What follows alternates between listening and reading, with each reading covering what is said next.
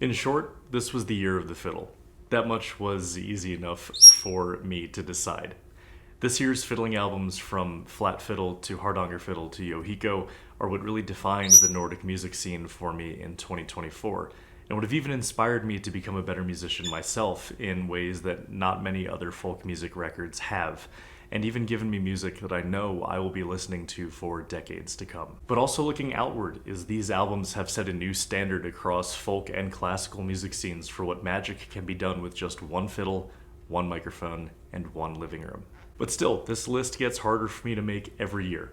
Believe me, I asked, begged, pleaded with my patrons to let me grow the list again from 10 to 15, just as I grew it from 5 to 10 last time around. There were just so many amazing Nordic records that came out this year that it felt like it would not only be impossible, but reckless even, to leave out so many and narrow it down to a mere 10 albums. There were even albums that I swore would end up on this list when they came out that ended up being left off when the dust settled, when I actually considered which albums clung to me the most, rather than which albums in theory made a better top 10 spot. And there were even hard choices to make with leaving some friends of mine off the list that I feel guilty about even as I record this video. But that is what makes a top 10 video exciting, isn't it? And that's really why they wouldn't let me, right? Because if I had it my way, truly had it my way, this would be a several hour-long video of just me gushing over every album that came out this year. That would be the easiest video for me to make. But for me to actually sit down, get critical, comb through the 40 or so albums that came out this year, and make hard decisions about the ones that I truly in the end believe are the best 10 Nordic records of this year, inevitably even leaving out records and musicians who I dearly love, that's hard as hell. Especially considering how diverse the genres are that I cover on this channel. If I were just a Viking music channel, just a folk music channel, just a heavy metal channel, this list would have been a walk in the park. But instead, because I'm a masochist, this is a true cross-genre list that will feature everything from Vivaldi to Viking metal to electropop, all in the hopes of broadening our horizons as lovers of music. So with all this said, the one concession that I made to at least try and remedy the problem of leaving out so much awesome music from this list, I tried something new this time around and made a full Spotify playlist of all of the great Nordic music from 2024. So if this top 10 list proves to be just a tease for the massive amount of Nordic music that there is to love this year, because trust me, there was a lot, you can head on over to that link in the description and comb through that Spotify playlist for all of the music this year that stuck with me. And of course, please feel free to leave your own top 10 list in the comments, or even just your top 1 list, so you can fill in any gaps that I assuredly missed here on my own. Again, I am but one mortal man after all. And lastly, stick around at the end after number 1 if you want to hear a couple of my favorite records from this year outside of the Nordic music scene. Yes, I listen to music outside of the Nordics, but also my predictions for anticipations for next year's Nordic music releases. So without further filibuster, let's pull off the gloves, grab some New Year's eggnog, and talk about my top 10 Nordic records of 2024. Kicking off this list at number 10, Tyr's Battle Ballads is literally everything I want out of a Tyr record. And after the immense hype built up from the singles leading up to the album's release, I remember the day this record came out as feeling a lot like Christmas. It was even snowing. The songs are punchy, the mix is heavy, there's very little dead space, and most of all, the love and passion these guys have for what they do carries throughout the entire album. I Know by the Light of the Northern Star and The Lay of Thrym are classics, and of course those albums have been with me since the beginning of my whole Nordic mythology journey since the beginning too. But Battle Ballads is genuinely my favorite Tyr record. I know that's probably a hot take, and if I can start the video with such a take. But the album itself is dynamic, with it rarely staying on the same idea for too long or stringing too many similar songs and ideas along at the same tempo or intensity, which is typically a problem of power metal or Viking metal. But most importantly, as I mentioned in my full review when the album came out, the concept and the story behind Battle Ballads is really what draws me to it and makes this album special. That the stories we tell are what make us human and what keeps the flame in us burning. For a band like Tyr that defines their whole sound, their whole style, and their place in metal as storytellers, that's quite the powerful concept for an album, and really what led it to, I think, being the best record in their whole discography.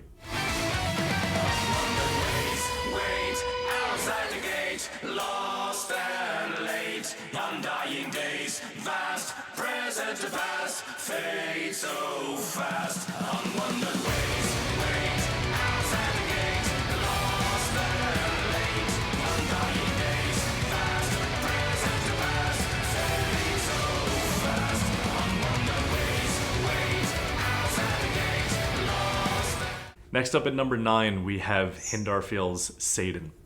I feel like every Hindarfjell album was leading up to something like Satan. Not to say those albums don't stand on their own, they absolutely do. But there's a completeness to Satan that makes it stand apart for me. From a compositional standpoint, this record is complex but intentional, a hard balance to strike, where each note in every song feels like it needs to be there to tell the story or paint the picture that Nils wants to create. And the world Nils sets out to create, that of an ancient forest woven with the magic and rites of the old ways, emphasizing the natural or animist over the brutal and the violent, is vivid and immersive throughout this whole album's massive runtime over an hour. But then using my own words for the space this puts me in, there's something deeply druidic about not only the sound of this record, but the world that it does paint for us, that makes it such a cozy record to listen to, like walking through the woods or sitting in a grove. I've really enjoyed seeing Hindarfjell come into their own over the last couple of records, and even more so love seeing Nils cultivate such a distinct creative voice for himself. And to that end, Satan is a major milestone on the journey that is Hindarfjell.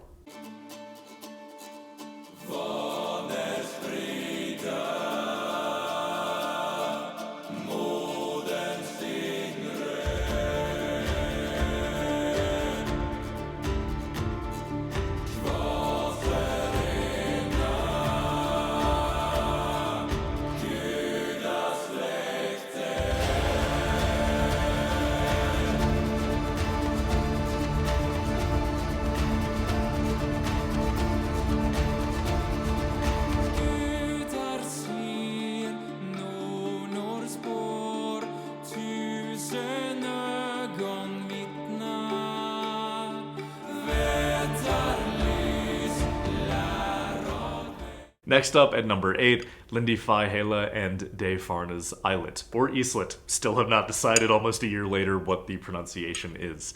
But this album really was love at first sight for me. I still remember last year when the album was announced with the artwork, all I knew was that whatever the music was, I needed to hear whatever went with that album cover. And did it absolutely live up to and even surpass the hype for me, especially when I was fortunate enough to see it live at Midgårdsblot. Lindy's voice is, you don't need me to say this, it's just divine, and that's not a surprise to anyone. But the instrumentals and the electronics that De Farna add create this incredible canvas that gives Lindy's voice the space she deserves and needs to work her magic.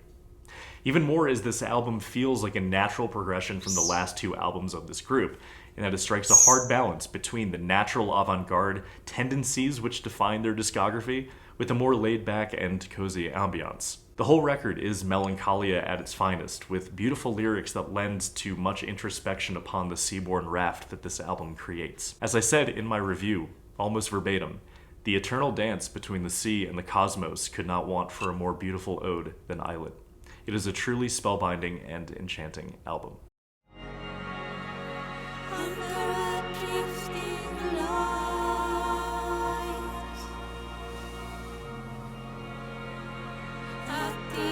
Of the ocean,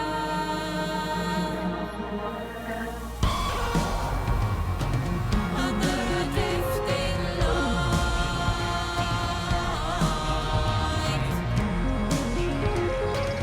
at the edge of the ocean,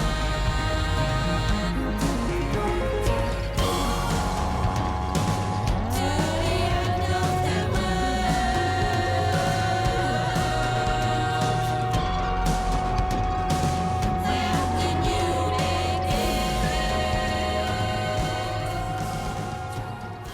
And at number 7, we have Kusnaert from the Floating Sofa Quartet and Grokvifte Nesheim.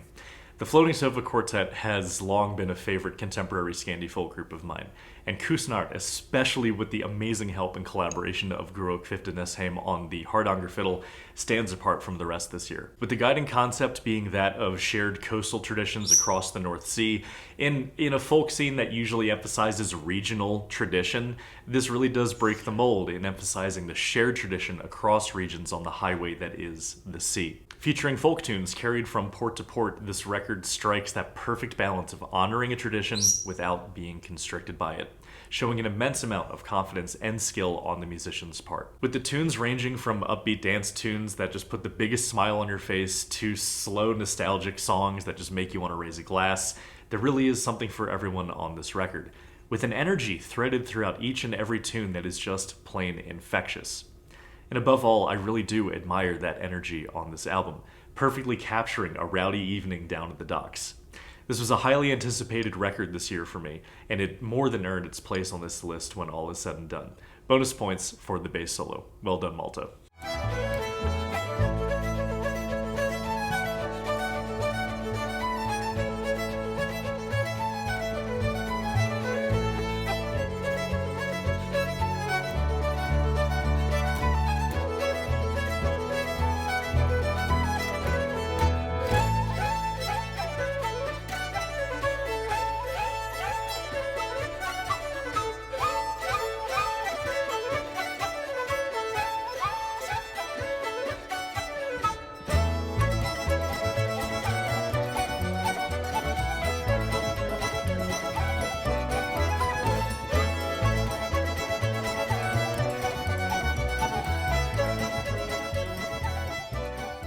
Now for number 6, I initially promised myself there would be no repeat customers on this list from last year's video, but I'm going to make an exception for Eva Staden with their collaboration with Kanon for Langt, Langt Weg.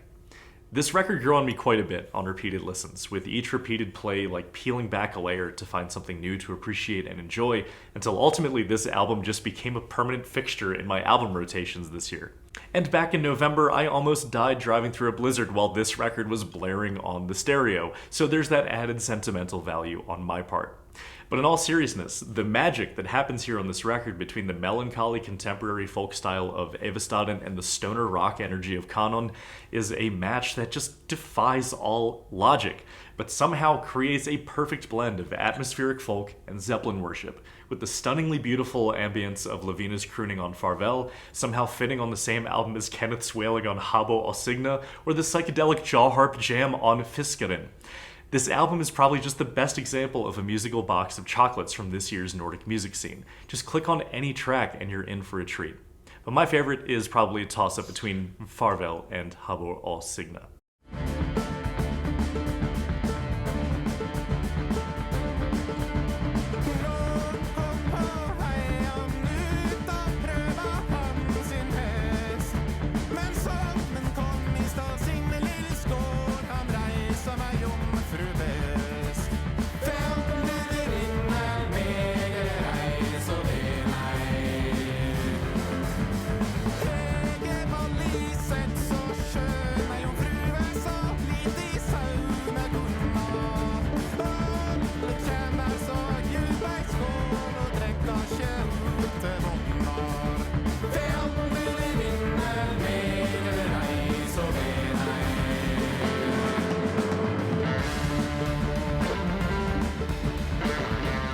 And at number 5, we have Kati Raun's Saula, a skaldic ode to the daughters of the sea and the divine feminine power of the Cirrus.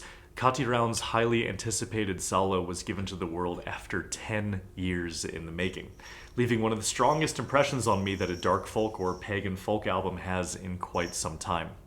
There's an uncompromising ambition to the album, and a commitment to the work of art as a masterpiece that holds this gargantuan record together with a golden thread. And with a very daunting runtime for the average listener and a lot of slow movement, this album captures the essence of a long ritual of reciting Eddic poetry reminiscent of something like the Fulusbau, which rewards the patient and attentive listener like myself who likes to see albums through from beginning to end. Not the least because some of the best songs on this album are tucked away in the last 20 minutes of this 80-minute record. And what I mean by this is if you intentionally make the time for this album, Let the words, sounds, and notes of this record wash over you the same way the reciting of an ancient poem would around the fire. You will be rewarded with an emotional, enchanting, and inspiring performance, given not just by Kati Raun, but her massive list of collaborators that emphasize the communal aspects of creating a performance of this scope. Kati Raun's Sala really does stand as a magnum opus of the dark folk scene, which is poetic in itself considering her quiet role since the genre's earliest rumblings decades ago. Even if the next album takes another 10 years, I would accept it, because we already see with Sala what happens when an artist like her is given the time that she needs to breathe.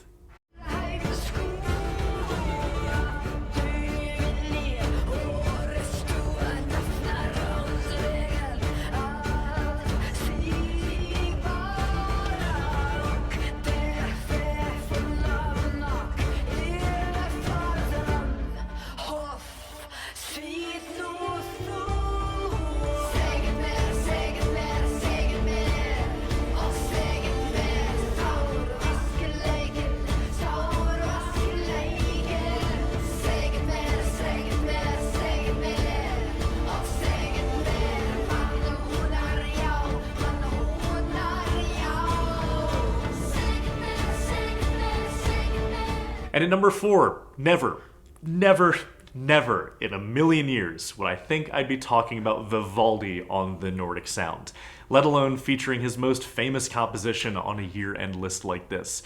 But Ragnhild Hemsing's Norwegian Seasons was one of the most memorable records this year, not just for me, but so many others who've been blown away by how Hemsing has managed to do the impossible, bring a completely new, fresh, authentic take on something as played out as Vivaldi's Four Seasons. As if the approach to just playing these concertos on the hardanger fiddle wasn't original enough, each of the concertos are interspersed with compositions based on folk tunes, creating a cohesive and immersive record that effortlessly dances between the Baroque and the folk worlds without sacrificing the soul of either one. There's a narrative of stagnation and safety in the classical world, where the same hits are played over and over with little variation for fear of not selling tickets or recordings.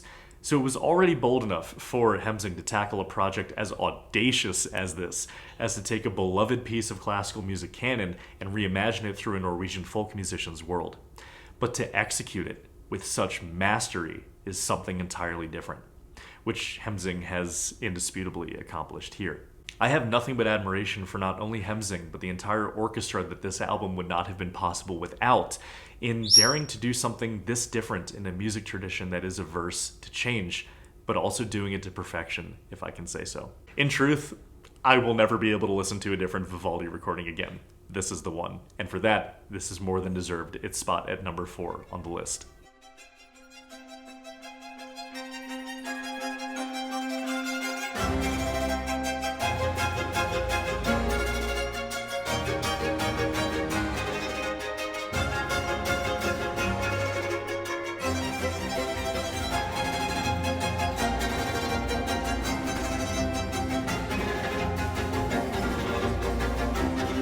At number 3, I already knew this record was going to place somewhere near the top when it came out, and I had different folks from all over the world sending it to me saying, you have to listen to this right now.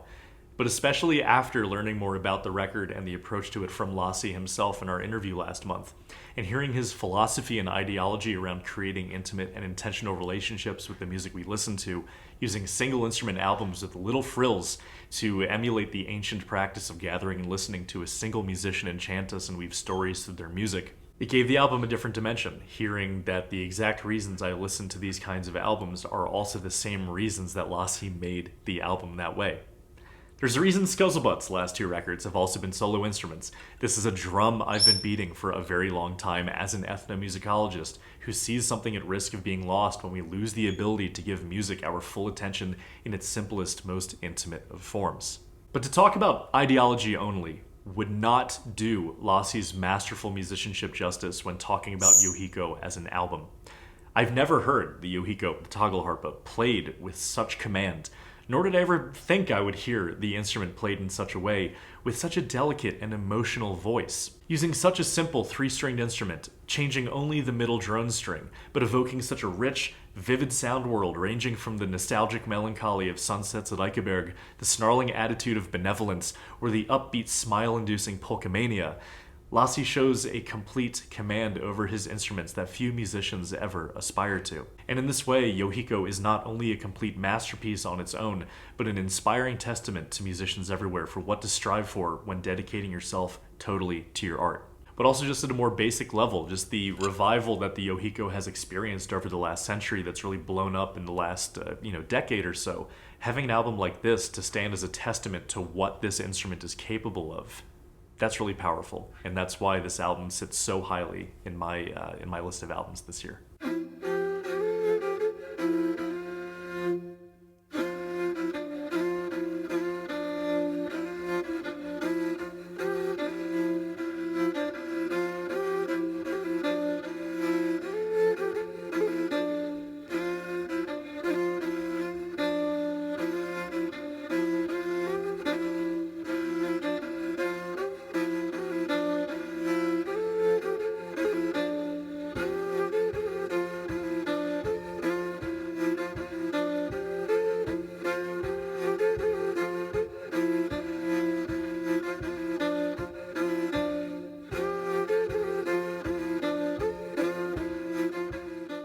Number 2, bringing it on home. At the first stroke of his bow, you hear total mastery over the fiddle in Thomas van Wachenfeld's playing.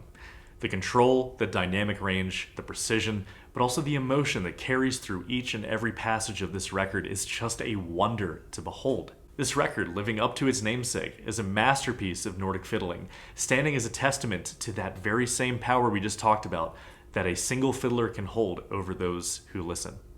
As if the album wouldn't deserve all of the praise on its own if it was just the music, the fact that this is also a complete retelling of the legend of the fiddler Hultkleppen, complete with research and transcriptions of his tunes, all done by Wachenfeld, is insane.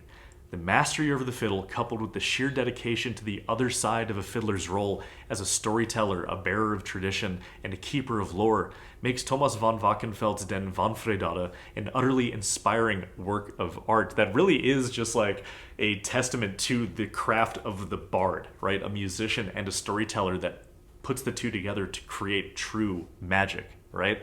You can truly feel the weight also of Hultkleppen's legacy reverberating through each and every track on the album. It's just a massive undertaking, again, executed to perfection. This is the kind of folk record that comes around just once in a blue moon, and the Nordic folk world is all the better for it, and I hope you find the time to listen to it.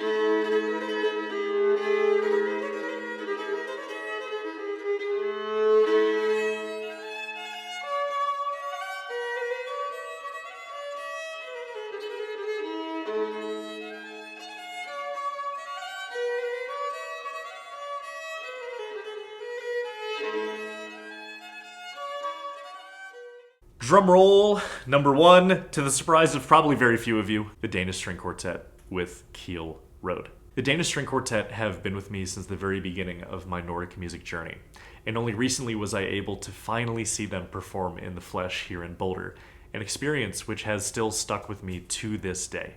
The reason this is relevant, the reason I bring this up, is because it was actually in that dusty 19th century lodge house at the foot of the Colorado Front Range that I first heard some of my favorite tunes on this album, notably Regnsmeder and Skjoldhalling. The pure magic that is evoked when this quartet draws their bows, especially if you've been following since the Woodworks days in a 19th century, wood plank lodge at the foot of a mountain, is something I could never do justice through words alone.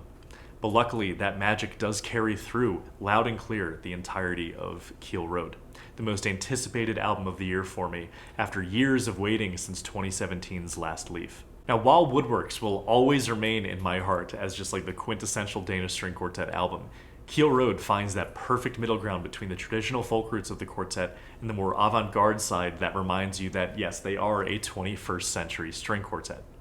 Moreover, the increased presence of Irish and general North Atlantic tunes puts a fresh style on the album, with the Celtic tunes actually being some of my favorite on the record, especially those from the composer Turlough Carolyn. But above all, I just love hearing how comfortable and free the quartet is to be themselves after they've become indisputably a world-class quartet admired and appreciated the world over.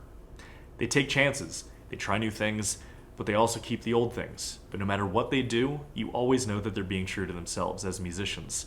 And that really is a beautiful thing.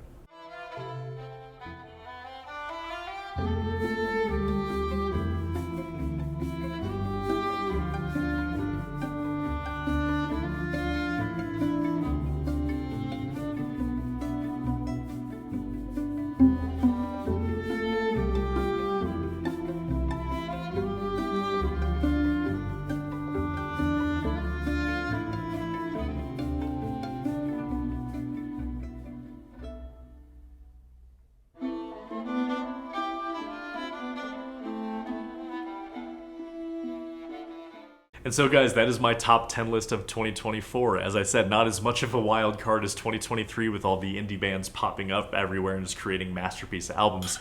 But as you can probably see, this was undoubtedly the year of the fiddle. And now if I can just take a couple minutes to just talk about some non-Nordic records before I talk about anticipations and predictions for next year's Nordic music scenes. Of course, Billy String's Highway Prayers is just a masterclass in songcraft. Even if you yourself don't think that you jive with bluegrass, give this record a try. Billy is just a primal elemental force of music, and even those who don't normally listen to bluegrass are usually enchanted and spellbound by Billy's playing, especially if you get to see him live. Billy has long been an inspiration to me. Yes, I can also be a little bit of a hipster about him since I was into him before he was cool. But what I especially love about him is that while other bluegrass musicians are trying to pretty themselves up for that NPR bluegrass style, Billy's just embracing his dirtbag aesthetic unapologetically while also making some of the most impressive bluegrass that has been seen in decades.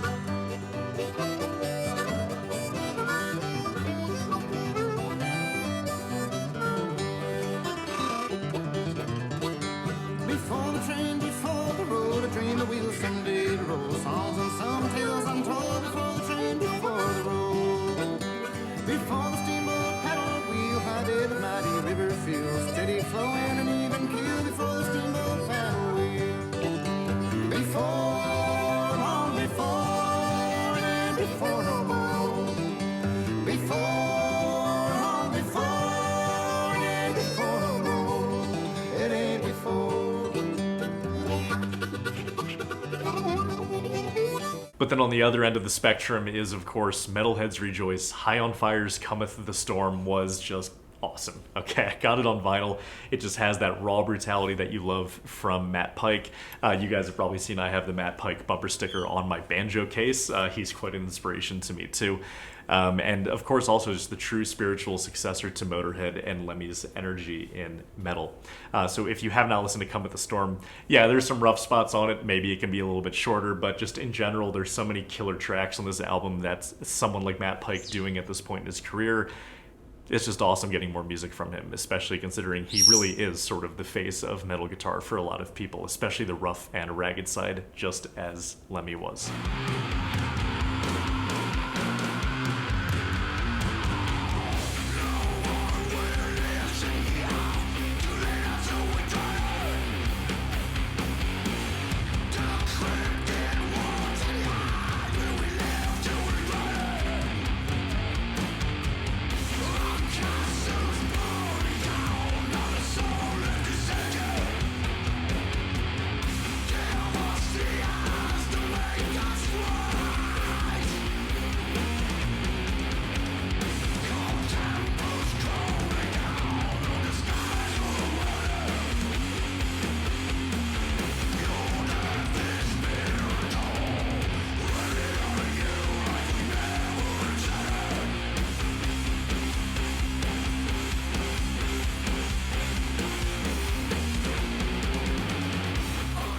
Alright, now that that's out of the way, thank you guys for indulging me in talking about some non-Nordic records for a second, before we now get into some predictions and anticipations for next year.